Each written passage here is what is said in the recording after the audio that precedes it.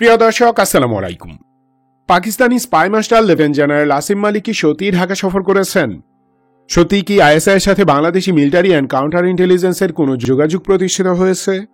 ডান্ডিয়ান ছাপরি news paper report করেছে Pakistani counter intelligence ISI এর প্রধান লেফটেন্যান্ট জেনারেল মালিক ঢাকা সফর করেছেন। কিন্তু চিফ অ্যাডভাইজারের অফিস থেকে জানানো হয় সংবাদটি মিথ্যা। জেনারেল মালিক বাংলাদেশে আসেননি। আসলে ঘটছে কি, চলুন দেখাই আপনাদের।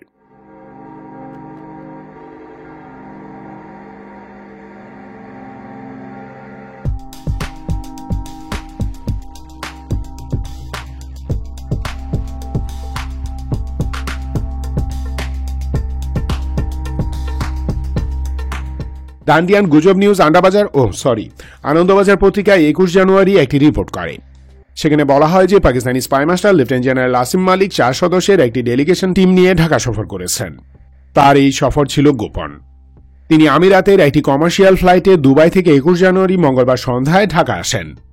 জেনারেল মালিক ছাড়াও এই টিমে ছিলেন ISI ডিজিএ major general Shahid Amir Afsar, major general Alam আমির আওয়ান এবং এসএসজি কর্মকর্তা মোহাম্মদ ওসমান লতিফ। সফরের উদ্দেশ্য নাকি বাংলাদেশ মিলিটারির সাথে গোয়েন্দা তথ্য শেয়ারিং সংক্রান্ত এগ্রিমেন্ট এবং পাকিস্তানি সমরাস্ত্র ক্রয়ের বিষয়ে গভীর আলোচনা করা।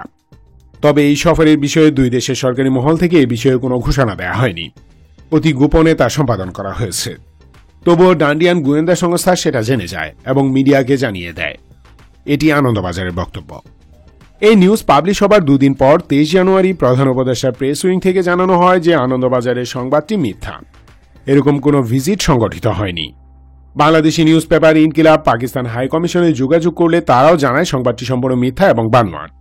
আনন্দবাজার যে মিথ্যা রিপোর্ট করেছে তাতে কোনো সন্দেহ নেই। এটি মূলত গদি মিডিয়ার মাধ্যমে ডান্ডিয়ান গোয়েন্দা সংস্থার অপপ্রচার। দু একটা প্রমাণ দিলেই তা পরিষ্কার হয়ে যাবে।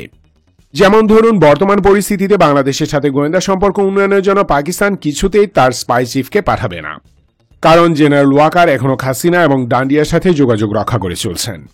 এখানে স্পাই মাস্টারকে পাঠানো মানে পলিটিক্যালি বাংলাদেশের বর্তমান প্রশাসনকে বেকায়দায় ফেলা। কম্পারেটিভলি অনুকূল কূটনৈতিক পরিবেশ থাকায় এই কাজ তাদের করতেও হবে না। এত কাঁচা ব্রেন নিয়ে কোনো দেশ গোয়েন্দা সংস্থা চালায় না। দ্বিতীয় যে ভুলটি ডান্ডিয়ানরা করেছে তা হল যেসব ডেলিগেটদের নাম উল্লেখ করেছে তারা সবাই ISI top brass. Number 1 general Malik, director, এবং number 2 major general Shahid Amir Afsar, director general analysis. এর পরের নামটি মেজর জেনারেল আলম আমির আওয়ানের। আনন্দবাজার ওনার নাম ভুল লিখেছে। সঠিক নামটি হবে আলী আমির আওয়ান। তিনি পাকিস্তান অর্ডিন্যান্স ফ্যাক্টরিজের চেয়ারম্যান। লিস্টে 4র্থ পজিশনে যে নামটি উল্লেখ করা হয়েছে এটি পুরাই ভাওতাবাজি। এসএসজি অর্থাৎ স্পেশাল সার্ভিসেস গ্রুপের কমান্ডার হিসেবে মোহাম্মদ ওসমান লতিফের নাম বলা হয়েছে। তার সামরিক পদবীর কথা উল্লেখ নেই। এসএসজি পাকিস্তান আর্মির মোস্ট এলিট কমান্ডো ফরমেশন। এর ডিরেক্টর নিশ্চয়ই কোনো সিভিলিয়ান হবে না। তাছাড়া এই নামে পাকিস্তান আর্মিতে বর্তমানে কোনো জেনারেল নেই। রিয়ালিটি হল এসএসজির বর্তমান commander major general Julian Moazzam James. তিনি একজন খ্রিস্টান অফিসার। একটি বিষয় খেয়াল করুন, রিপোর্টে যে নাম উল্লেখ করা হয়েছে তাদের প্রোফাইলের একটি অংশ মোটামুটি পাবলিক। নাম, পদবি, পোস্টিং, রিলেভেন্ট সার্ভিস লাইফ ইত্যাদি সম্পর্কে কিছু না কিছু তথ্য ওপেন সোর্সে পাওয়া যায়। তাই ডান্ডিয়ান গুজবি গান্ডা তাদের প্রোপাগান্ডায় ওনাদের নামই ইউজ করেছে। কারণ এর বাইরে আইএসআই কিংবা পাকিস্তান আর্মির অন্য অর্গানগুলোতে ক্রিটিক্যাল পজিশনে থাকা অফিসারদের নাম ধাম কিছুই ডান্ডিয়ানরা নিশ্চিত জানে না। তাই বানোয়াট নিউজ করেছে। এটি যে মিথ্যা নিউজ তার আরও একটি শক্ত প্রমাণ হলো সাধারণত যুদ্ধাবস্থা কিংবা চূড়ান্ত উষ্ণ সম্পর্ক না থাকলে দুটি দেশের গোয়েন্দা প্রধানরা এভাবে মিট করেন না। আর পাকিস্তান বাংলাদেশের অতীত ইতিহাসের কারণে এই মুহূর্তে স্পাই চিফের ভিজিটে প্রশ্নই আসে না। দরকার পড়লে তারা থার্ড পার্টি অথবা সেকেন্ডারি টার্সিয়ারি লেভেলের অফিসারদের মাধ্যমে নিউট্রাল স্পটে গোপনে মিটিং করবেন, এভাবে প্রকাশ্যে নয়। দ্বিপাক্ষিক সম্পর্ক উন্নয়ন কিংবা ইন্টেলিজেন্স শেয়ারিং এর বিষয় থাকলে তা এভাবে নাঙ্গা হয়ে কোনো গোয়েন্দা সংস্থা করে না। সো আমরা দেখতে পাচ্ছি আইএসআই ডেলিগেশনের বাংলাদেশ ভিজিট সম্পর্কে যে তথ্য আনন্দবাজার দিয়েছে তা পুরোটাই মিথ্যে। কিন্তু প্রশ্ন হলো, দুই দেশের মাঝে কি আসলেই কোনো স্পাই কানেকশন প্রতিষ্ঠিত হয়নি? এর উত্তর ভিডিওর পরের অংশে দেখবেন। তার আগে বলে নিই, এরকম কাঁচা কাজ ডান্ডিয়া কেন করল? এর উত্তর হচ্ছে পাবলিক সেন্টিমেন্টকে উস্কে দেয়া। এখন একদল বাংলাদেশি আছেন যারা মনে করেন যে 1971 সালের জন্য পাকিস্তানকে কোনোভাবেই ক্ষমা করা যাবে না। ওয়েল, আমিও তাই মনে করি। কিন্তু সেই সেন্টিমেন্টের জন্য তাদের বিরুদ্ধে স্থায়ী যুদ্ধ ঘোষণা করে রাখার মতন বোকা আমি নই। সম্পর্ক স্বাভাবিক করে বাণিজ্যিক ও সামরিক সহযোগিতা বাড়ানো বুদ্ধিমানের কাজ। তাতে ডান্ডিয়ার আগ্রাসী আচরণে লাগাম পড়বে। যাই হোক, এই ভুয়া রিপোর্টের মাধ্যমে সার্টেন বাংলাদেশিদের আবেগকে উস্কে দিয়ে পাকিস্তান বিরোধী মনোভাবকে জিয়ে রাখার চেষ্টা করা হচ্ছে। পাশাপাশি গোবর ডান্ডিয়ান সাঙ্গীদের গদি মিডিয়া বোঝানো ট্রাই করছে যে তাদের গোয়েন্দা সংস্থা চুটকি মেরে সব জেনে যায়, তারা সুপ্পুপুয়া। এরকম প্রোপাগান্ডা চালিয়ে পাবলিক সেন্টিমেন্ট নিজেদের ফেভারে নেওয়ার চেষ্টা করা 5th জেনারেশন হাইব্রিড ওয়ারফেয়ারের একটি টেকনিক। এছাড়াও আরও একটি উত্তেজনাকর কারণ আছে যার জন্য বাংলাদেশ ও পাকিস্তান নিয়ে ডান্ডিয়ানরা যাতা নিউজ করছে। সেই উত্তেজনার চুম্বক অংশ হল ডান্ডিয়ানটি খুলে কৃষ্ণ উৎস উদুম হয়ে গেছে।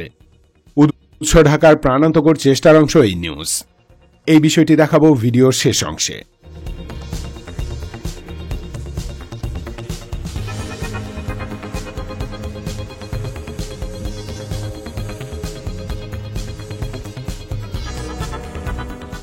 হাসিনাকে উৎখাতের পর বাংলাদেশে ডান্ডিয়ার অবৈধ স্বার্থ বাস খেয়ে গেছে। 16 বছরের অত্যাচার নির্যাতনের প্রতিশোধ থেকে বাঁচা এবং ন্যূনতম স্বার্থ সংরক্ষণের জন্য 3-4 লেভেলে নতুন দালাল তৈরিতে উঠে পড়ে লেগেছে দিল্লি। এমনকি বিএনপিকেও তারা কনফিডেন্সে নিচ্ছে। ওদিকে আওয়ামী লীগের গর্তবাসী খুন সন্ত্রাসীদের আস্তে আস্তে অ্যাক্টিভ করছে। খুন, ছিনতাই, ডাকাতি, সন্ত্রাস ইত্যাদির মাধ্যমে আইন শৃঙ্খলা পরিস্থিতি নিয়ন্ত্রণের বাইরে নেওয়ার চেষ্টা করছে দিল্লি। ডক্টর ইউনূসকে ব্যর্থ প্রমাণের জন্য মরিয়া হয়ে গেছে। পাশাপাশি সাংস্কৃতিক, সামাজিক, ব্যবসায়িক এবং বুদ্ধিবৃত্তিক অঙ্গনে থাকা বেতনভুক্ত দালালদেরকেও সক্রিয় করছে। নিমক হারাম সচিব আমলারা এতে সাপোর্ট দিচ্ছে। পুরো এই সিস্টেম রিবুটের কাজটি ডান্ডিয়া করছে তার গোয়েন্দা সংস্থা রয়ের মাধ্যমে। গত 15 বছরে তারা এদেশে প্রায় প্রতিটি সেক্টরে ছদ্মবেশী এজেন্ট ও ডিফ কাভার তৈরি করেছে। তাদের বড় একটি অংশ এখনও বাংলাদেশে ঘাপটি মেরে আছে। এরাই বিগত দিনে অরাজকতার আঞ্জাম দিয়েছে, অদূর ভবিষ্যতেও তাই করবে। এদের নিষ্ক্রিয় করার জন্য এই মুহূর্তে বাংলাদেশের যে সাহায্য দরকার তা কেবল পাকিস্তানের আইএসআই এবং যুক্তরাষ্ট্রের সিআইএ করতে পারে। Russia, China, middle east, Iran, তুর্কি, ইউক্রেন এমনকি ইউরোপিয়ান ইউনিয়নকে সামলাতে হচ্ছে সিআইএ-কে। আগের যে কোনো সময়ের তুলনায় অন্তত 40% বেশি অ্যাক্টিভ থাকতে হচ্ছে। ফলে সিআইএ চাইলেই এখন বাংলাদেশকে এক্সটেন্সিভ ইন্টেল সাপোর্ট দিতে পারবে না বা দিবে না, তবে আইএসআই পারবে। এজন্য প্রয়োজন তাদের সাপোর্ট নেওয়া। এবং আমার ধারণা অলরেডি একটি সিক্রেট ওয়াচ শুরু হয়েছে। মানে বাংলাদেশে অ্যাক্টিভ অথবা সাইলেন্ট থাকা ডান্ডিয়ান ডিফ কাভার এজেন্টদের ব্যাপারে বাংলাদেশকে সতর্ক করেছে আইএসআই। ডিরেক্টলি ইনভলভ না হয়ে ডান্ডিয়ান নেংটিদের ছদ্মবেশ ভেঙে তাদের আসল পরিচয় বাংলাদেশের কাছে ফাঁস করছে তারাই। এজন্য কোনো ডেলিগেশন টিম পাঠানোর দরকার নেই। সিক্রেট কমিউনিকেশন চ্যানেলের মাধ্যমেই তা সারা যায় এবং সেই সম্পর্কটাই হয়তো নষ্ট করতে পারছে না ডান্ডিয়ান গার্ডেরা। তাই একটি ভুয়ার রিপোর্ট করে ডান্ডিয়া পাবলিক সেন্টিমেন্ট ধ্বংস করার চেষ্টা করছে।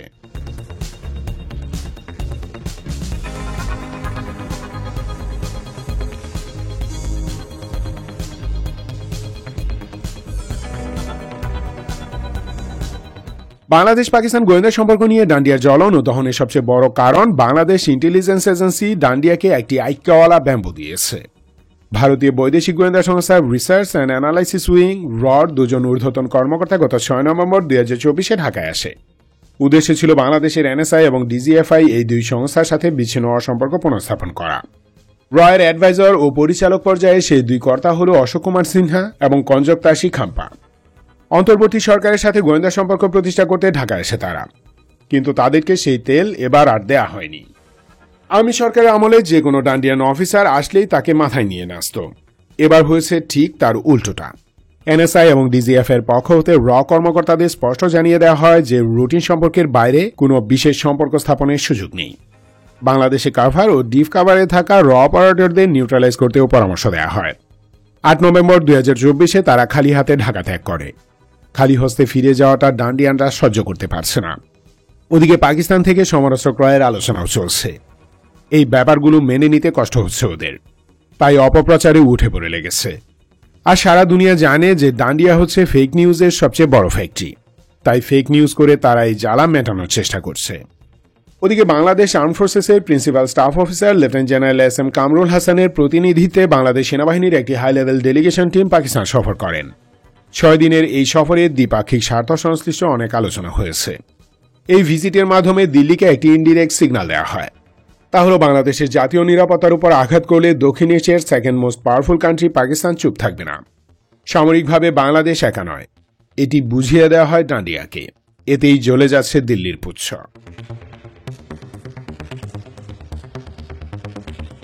ধন্যবাদ ভিডিওটি শেষ পর্যন্ত দেখার জন্য। সতর্ক ও সুস্থ থাকুন। দেশের শত্রু প্রথম কালো এবং দিল্লি স্টারকে বয়কট করুন। দেশকে ভালোবাসুন। বাংলাদেশ চিরজীবী হোক।